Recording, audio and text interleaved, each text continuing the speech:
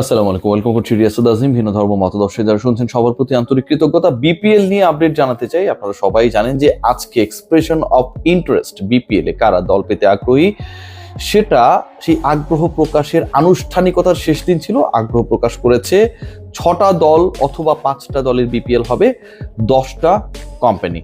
এবং এই যে 10টা কোম্পানি আগ্রহ দেখিয়েছে, এই 10টা কোম্পানি 9টা ভিন্ন অঞ্চলের মালিকানা পেতে চায়, বিপিএল এর দল পেতে চায় ফর নেক্সট 5 সিজনস। কারা আগ্রহ দেখালো, কারা দল পাচ্ছে, নোয়াখালী নিয়ে আপডেট রয়েছে, একই সাথে কুমিল্লাও দল পাচ্ছে কিনা সেই আপডেট রয়েছে। রাজশাহীতে ভেজাল লেগেছে, পুরনোদের মধ্যে কারা থাকছে, সবকিছু নিয়ে আমার এই আলোচনায় বিশ্লেষণ করব। সবার আগে আপনাদের জানিয়ে দিই, আমি বলছিলাম যে 9টা ডিফারেন্ট যে জোন রয়েছে, সেই 9টা রিজিয়ন বা জোন যেটাই বলি না কেন, তার জন্য 10টা আবেদন করেছে। একটা পার্টিকুলার ফ্র্যাঞ্চাইজি পেতে, মানে রাজশাহীর জন্য আবেদন এসেছে 2টা। এর বাইরে ঢাকা, কুমিল্লা, চিটাগং, খুলনা, রংপুর, নোয়াখালী, বরিশাল, সিলেট, বাকি যে আমি পড়লাম 8টা নাম, সেই 8টা নাম বা অঞ্চলের জন্য একটা করে আবেদন করেছে। তার মানে যদি বাংলাদেশ ক্রিকেট বোর্ড কোনো একটা পার্টিকুলার জোনকে বিপিএল এর প্রতিনিধিত্বকারী হিসেবে কাউন্ট করে, একসেপ্ট করে, তাহলে অনেকটা কন্টেস্টই হবে না যারা আগ্রহ দেখিয়েছে তাদের দল পেতে। কারণ যারা আগ্রহ দেখিয়েছে তারা একক আগ্রহী প্রতিষ্ঠান।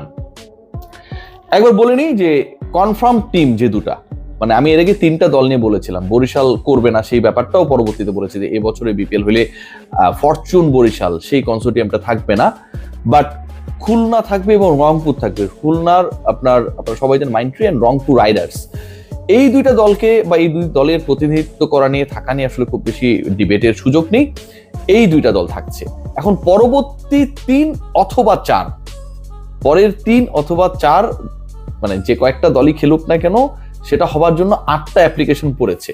ইন্টারেস্টিংলি সবচেয়ে সিগনিফিক্যান্ট পার্ট যেটা, নোয়াখালী নিয়ে আমাদের যে এত আগ্রহ, এত আলোচনা, এত আইনি লড়াই, আপনারা উকিল নোটিশ ফোটিশ আমাকে পাঠান মাঝে মাঝে, ভালো লাগে। সেই নোয়াখালী নিয়ে যে হতাশা কাজ করছিল, যে তারা at the mid of this segment, যখন আমরা খেয়াল করছিলাম যে অনেকেই আগ্রহ প্রকাশ করছে, বাংলাদেশ ক্রিকেট বোর্ডের সাথে যোগাযোগ করছে, কিন্তু নোয়াখালী থেকে কেউ যোগাযোগ করছিল না। অবশেষে নোয়াখালী থেকে যোগাযোগ করা হয়েছে, আনুষ্ঠানিকতা, মানে 2 কোটি টাকা দিয়ে ফ্র্যাঞ্চাইজি ফি পেতে, যে আসলে অর্থটা দেওয়ার দরকার বাংলাদেশ ক্রিকেট বোর্ড, ফ্র্যাঞ্চাইজি ফি মানে ফ্র্যাঞ্চাইজি বিক্রি বাবদ যে অর্থ বা যে রেভিনিউটা করবে, সেই অর্থ দিয়ে নোয়াখালী পাবার ব্যাপারে আগ্রহ দেখিয়েছে বাংলা মার্ক। বাংলা মার্কের ব্যাপারে আমার কোনো ধরনের আইডিয়া নেই, I have no mark regarding Bangla mark. So Bangla mark কারা আমরা জানি না, জানার দরকারও নাই। এমনও হতে পারে বিপিএল পাবার জন্যই বড় কোনো প্রতিষ্ঠান এই প্রতিষ্ঠানটাকে গ্রো করেছে, হতেই পারে। বাট নোয়াখালী দল পাবার জন্য আগ্রহ দেখিয়েছে। কুমিল্লা নিয়ে আমরা বলেছিলাম যে আগ্রহী রয়েছে, এবং সেই কুমিল্লার আগ্রহের জায়গাটাকে আমরা আনুষ্ঠানিকভাবে দেখেছি এস গ্রুপ। এটা সম্পর্কেও টু বি ভেরি অনেস্ট আমার কোনো আইডিয়া নেই এস গ্রুপ কিংবা বাংলা মার্ক সম্পর্কে। বাট আগ্রহ বা আইডিয়ার জায়গা যেটা, সেটা হচ্ছে নোয়াখালী আর কুমিল্লা। বিশ্বাস করুন, বিপিএল গভর্নিং কাউন্সিল যদি এই 2টা দলকে বিপিএল এ রাখে এবং সাথে যদি বরিশালীরা অ্যাড হয়ে যায়, একটা ফাটাফাটি বিপিএল হবে। ফরচুনের বরিশাল আসে নাই, ভালো কথা, কোনো সমস্যা না, কিন্তু হলিডেজ ট্রাভেল বা কিছু একটা আসছে, আকাশবাড়ি হলিডেজ নামে একটা প্রতিষ্ঠান, তারা বরিশালে ফ্র্যাঞ্চাইজি পেতে চায়।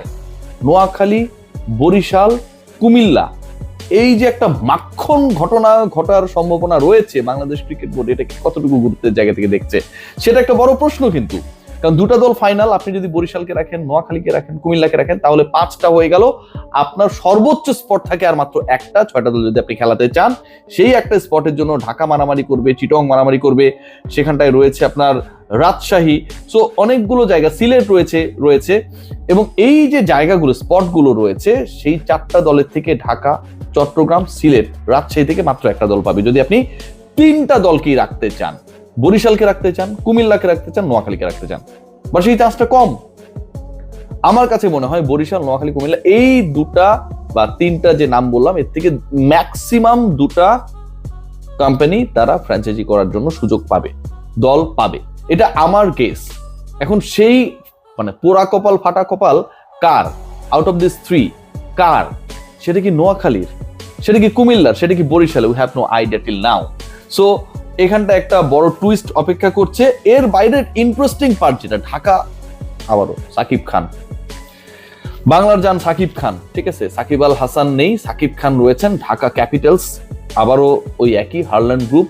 কিন্তু এই গ্রুপের সাথেও গতবার আমরা দেখেছিলাম উল্টাপাল্টা লোকজনের সংশ্লিষ্টতা, আপনারা দেখেছেন, সে আলোচনা হয়েছে। দৈনিক প্রথম আলো, তারেক মাহমুদ মনি ভাই, প্রথম আলো ক্রীড়া সম্পাদক, তিনি রিপোর্ট করেছিলেন যে কয়েকটা ফ্র্যাঞ্চাইজির গত বিপিএল এর অ্যাক্টিভিটি নিয়ে দুর্নীতি দমন কমিশন সন্দেহ করেছে, প্রশ্ন তুলেছে, ফিক্সিং এলিগেশন এনেছে, তদন্ত চলছে, তার মধ্যে ঢাকা ক্যাপিটালস একটা। সাকিব খান তো এগুলো বোঝে না, সাকিব খানকে বলে লাভ নেই, কিন্তু যারা পরিচালনার সাথে ছিলেন, সাকিব খান তো দল পরিচালনা করেন না, তাদের গলদের জায়গা রয়েছে, তাদেরকে নিয়ে বিভ্রান্তি সন্দেহ অনেক জায়গা রয়েছে। So Dhaka Capitals Harland group পেতে চেয়েছে। ওয়ালটনের ছোট ভাইয়ের এটা একটা কোম্পানি, আমি যতটুকু জানি। সেই ওয়ালটনকে নিয়ে কদিন আগে অনেক অনেক আলোচনা হয়েছে, আপনারা সেটাও জানেন, যে আমি একটা রিপোর্ট করার পর মোটামুটি সব দিক থেকে প্রেশার, ভাই এটা কি করলেন। ঘটনা যেটা, সেটা তো বিভিন্ন পত্রিকার রেফারেন্স নিয়ে আমি রিপোর্টটা করেছি, that was not my own report, আমি একটা কম্পাইলেশন করেছি, that was very much true.